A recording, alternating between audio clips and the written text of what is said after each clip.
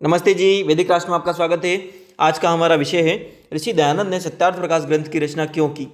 आज के इस लेख के लेखक हैं वैदिक विद्वान मनमोहन कुमार आर्य, देहरादून से। आइए विषय की ओर चलते हैं। कोई भी विद्वान जिस विषय को अच्छी प्रकार जानता है उसको लोगों को जनाने और उस ज्ञान व विद्या से परिचित लोगों को परिचित कराने के लिए उस विषयक अपने ग्रंथ व पुस्तक की रचना करता है। संसार में इसी उद्देश्य से सहस्त्रों व लाखों ग्रंथ लिखे गए हैं। इसके विपरीत कुछ लोग धनोपार्जन और अपनी किसी निहित स्वार्थ व विचारधारा के प्रचार के लिए भी ग्रंथों की रचना करते हैं। यदि रचना करने वाला व्यक्ति अपने विषय का विद्वान न हो, उसका उद्देश्य सात्विक व जन कल्याण हो, तो उस व्यक्ति व उसकी रचना का महत्व होगा। उसके लाखों लोग लाभान्वित उससे होते हैं। ऋषि दयानंद भी चारों वेदों के अप्रतिम विद्वान थे। उनके समय में सृष्टि के आदि में ईश्वर प्रदत्त वेद ज्ञान से लोग दूर हो गए थे। वेद ज्ञान प्रायः विलुप्त था। 4 वेद विद्या के ग्रंथ हैं और ऋषि दयानंद के समय में संसार में जो ज्ञान और मान्यताएं प्रचलित थी वह सत्य ज्ञान पर आधारित न होकर अज्ञान पर आधारित अंधविश्वासों से युक्त मनुष्यों का हित करने के स्थान पर अहित करने वाली थी। अतः ईश्वर सहित अपने विद्या गुरु प्रज्ञाचक्षु स्वामी विद्यानंद सरस्वती और अपने अन्य अनुयायियों के उनकी प्रेरणा से उन्होंने वैदिक ज्ञान व विद्या के प्रचार के लिए वेदानुकूल वेद विद्या को प्रचारित और प्रसारित करने वाले ग्रंथ की रचना की। उसे सत्यार्थ प्रकाश नाम दिया। उसके माध्यम से विलुप्त वेदों की सत्य और हितकारी शिक्षाओं का देश देशांतर में प्रचार किया। सत्यार्थ प्रकाश जैसा ग्रंथ इतिहास में इससे पूर्व कभी नहीं रचा गया। सत्यार्थ प्रकाश वस्तुतः अज्ञान और अविद्या से सर्वथा मुक्त, देश देशांतर व मनुष्य समाज में सत्य विद्या वैदिक मान्यताओं का प्रचार करने वाला अपूर्व अद्भुत ग्रंथ है। एक साधारण व्यक्ति भी इसे पढ़कर विद्वान बन जाता है। मनुष्य जीवन भी सभी समस्याओं का मनुष्य जीवन की शंकाओं का समाधान प्राप्त करने सहित अपने जीवन के उद्देश्यों व लक्ष्यों से परिचित होकर उनकी प्राप्ति के साधनों का ज्ञान भी उसे इस ग्रंथ के अध्ययन से प्राप्त होता है। सत्यार्थ प्रकाश सभी मनुष्यों के जीवन से अविद्या और अंधविश्वासों को दूर कर उन्हें ईश्वर के सच्चे स्वरूप का परिचय देकर ईश्वर से मिलाता है, उसे प्राप्त कराता है। सत्यार्थ प्रकाश की तुलना में हमें संसार का कोई ग्रंथ इतना महत्वपूर्ण नहीं लगता जितना यह महत्वपूर्ण है। ऋषि दयानंद ने सत्यार्थ प्रकाश का प्रथम संस्करण सन 1874 में लिखकर प्रकाशित कराया था। अपने मृत्यु से पूर्व सन 1883 में आपने इस ग्रंथ का संशोधित एवं परिमार्जित संस्करण तैयार किया था, जो 30 अक्टूबर 1883 को उनकी मृत्यु के बाद सन 1884 में प्रकाशित हुआ। यह संशोधित संस्करण ही इस समय देश देशांतर में प्रचलित है।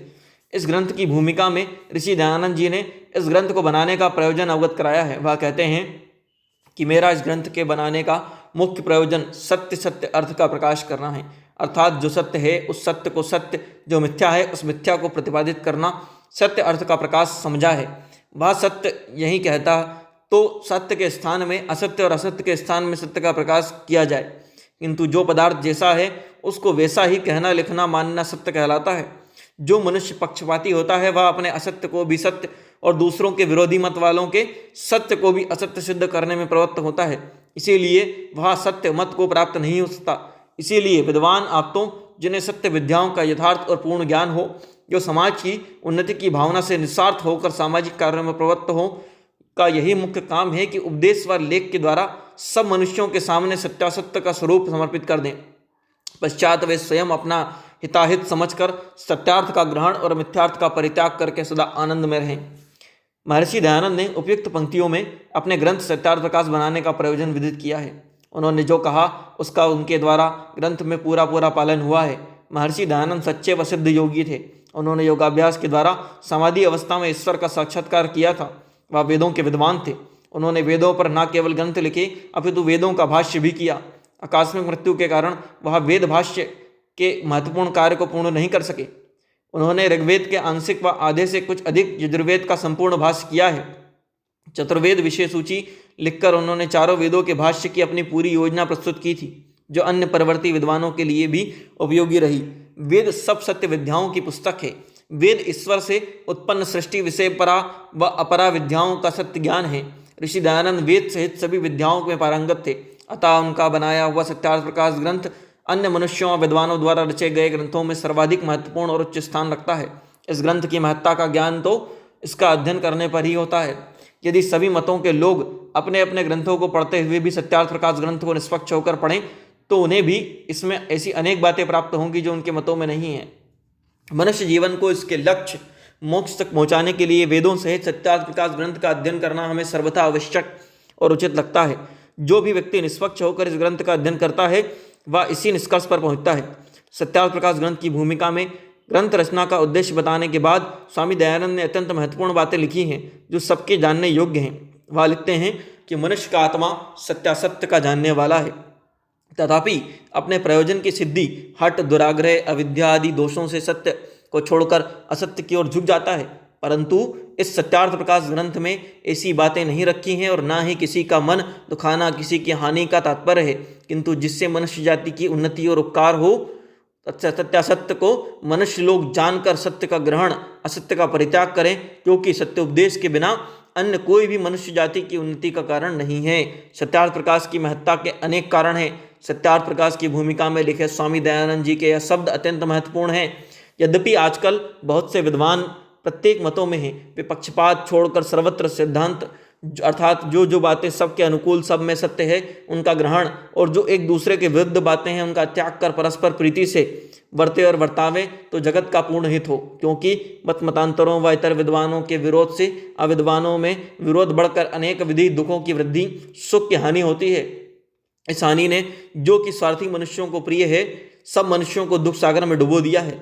ऋषि दयानंद इसके आगे कहते हैं कि इनमें से जो कोई सार्वजनिक हित लक्ष्य में धरकर प्रवृत्त होता है, उससे स्वार्थी लोग विरोध करने में तत्पर होकर अनेक प्रकार से विघ्न करते हैं। परंतु सत्यमेव जयति नानृतम सत्येन पंथा विततो देवयानः, अर्थात सर्वदा सत्य का विजय और असत्य का पराजय, सत्य से ही विद्वानों का मार्ग विस्तृत होता है।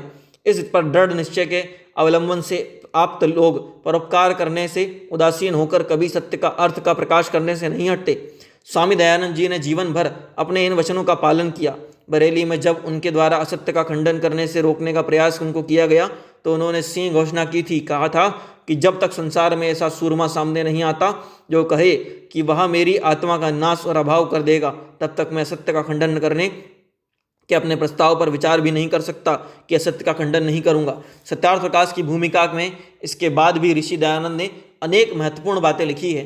वह कहते हैं कि बड़ा दृढ़ निश्चय है कि यत् अग्ने विषमीव परिणामेव अमृतोपम, यह गीता का वचन है। इसका अभिप्राय है कि जो विद्या और धर्म प्राप्ति के कर्म हैं वे प्रथम करने में विष के तुल्य, पश्चात अमृत के सदस्य होते हैं। ऐसी बातों को चित्त में धर के मैंने इस ग्रंथ को रचा है। श्रोता व पाठकगण भी प्रथम प्रेम से इस सत्यार्थ प्रकाश ग्रंथ का सत्य तात्पर्य जानकर उनके जनहितकारी उद्देश्य को पूरा व यथेष्ट करें। इसमें यह अभिप्राय रखा गया है कि जो सब मतों में सत्य बातें हैं वे सब में अवरुद्ध होने से उनका स्वीकार करके जो मतांतरों में मिथ्या बातें हैं उनका खंडन किया जाए। इससे यह भी अभिप्राय रखा गया है इसमें कि सब मतांतरों की गुप्त व प्रकट बुरी बातों का प्रकाश कर विद्वान और अविद्वान सब साधारण मनुष्यों के सामने रखा है, जिससे सब मनुष्यों से सब बातों का विचार होकर परस्पर प्रेमी हो और एक सत्य मतस्थ होवे। सत्यार्थ प्रकाश की भूमिका में कहीं एक अत्यंत महत्वपूर्ण बात को भी हम यहाँ प्रस्तुत करना जरूरी समझते हैं। वह कहते हैं कि यद्यपि मैं आर्यावर्त देश में उत्पन्न हुआ और बसता हूँ, तथापि जैसे इस देश के मतांतरों की झूठी बातों का पक्षपात ना कर यथा तथ्य प्रकाश करता हूँ, वैसे ही दूसरे देशस्थ व मत वालों के साथ भी बरतता हूँ। जैसे स्वदेश वालों के साथ मनुष्योन्नति के विषय में बरतता हूँ, वैसा ही विदेशियों के साथ भी सब सज्जनों को भी बरतना योग्य है। क्योंकि मैं भी जो किसी एक का पक्षपाती होता तो जैसे आजकल के लोग स्वमत की स्तुति मंडन और प्रचार करते, दूसरों मत की निंदा, हानि और बंद करने में तत्पर होते, वैसे मैं भी होता। परंतु ऐसी बातें मनुष्यपन से बाहर हैं। क्योंकि जैसे पशु बलवान होकर निर्बलों को दुख देते, मार भी डालते हैं, जब मनुष्य शरीर पाके वैसा ही कर्म करते हैं तो वे मनुष्य स्वभाव नहीं, वे किंतु पशुवत होता है। अर्थात जो बलवान होकर निर्बलों की रक्षा करता है वही मनुष्य कहलाता है। जो स्वार्थवश होकर परहानि मात्र करता है वह जानो पशुओं का भी बड़ा भाई है। ऋषि दयानंद ने जिन दिनों वेद व वैदिक मान्यताओं का प्रचार किया था, उन दिनों देश व विश्व अज्ञान व अंधविश्वासों से युक्त सद्ज्ञान व आध्यात्मिक सत्य ज्ञान से कोसों दूर था। उस समय आवश्यकता थी देश को सब सच्चे विद्वान एक डॉक्टर द्वारा रोगी का उपचार करने की भांति सबको सद्ज्ञान और सदुपदेश देते। एक सच्चे व योग्य चिकित्सक के कर्तव्य का पालन ऋषि दयानंद ने सत्यार्थ प्रकाश लिखकर वेद प्रचार कर किया। यदि वह ऐसा न करते तो यह आने वाली मनुष्य जाति सत्यासत्य विवेक से वंचित रहती। उन्हें सत्य व सत्य धर्म सत्य मत का कभी बोध नहीं होता। सत्य मत का ऋषि दयानंद ने जो कार्य किया वह ईश्वर की आज्ञा का पालन ही था। सभी सच्चे विद्वानों, आचार्यों और उपदेशकों का उद्देश्य व कर्तव्य सत्य मान्यताओं का प्रचार करना ही होता है। ऋषि दयानंद ने अपना कर्तव्य बहुत ही अच्छी तरह से निभाया है, अच्छे प्रकार से निभाया है। इससे विश्व का उपकार हुआ है। लोगों को मत मतांतरों के सत्य स्वरूप व उनमें निहित अविद्या और अंधविश्वासों का बोध हुआ है। कुछ लोग असत्य मतों को छोड़कर सत्य मत को भी प्राप्त हुए हैं। ऋषि दयानंद ने जो कार्य किए, सत्यार्थ प्रकाश ग्रंथ की रचना की, उससे भावी पीढ़ियों को सत्य मार्ग का बोध होगा, जिस पर चलकर वह धर्म, अर्थ, काम और मोक्ष को प्राप्त हो सकते हैं। सत्यार्थ प्रकाश की अनेक विशेषताएं हैं, इस कारण से यह विश्व का सर्वोत्तम ग्रंथ है। सत्यार्थ प्रकाश मनुष्य मात्र के लिए हितकारी, सन्मार्ग को प्राप्त कराने वाला, ईश्वर व आत्मा का ज्ञान, सत्य ज्ञान कराने वाला, लोगों को उपासना साधना के द्वारा ईश्वर का साक्षात्कार कराने में सहयोगी है, जिससे मनुष्यों के सभी दुखों की निवृत्ति होकर मोक्ष को प्राप्त होता है। सत्यार्थ प्रकाश की जय हो। सत्यार्थ प्रकाश अमर रहे। ओम। प्रस्तुत लेख के लेखक हैं वैदिक विद्वान मनमोहन कुमार आर्य, देहरादून से।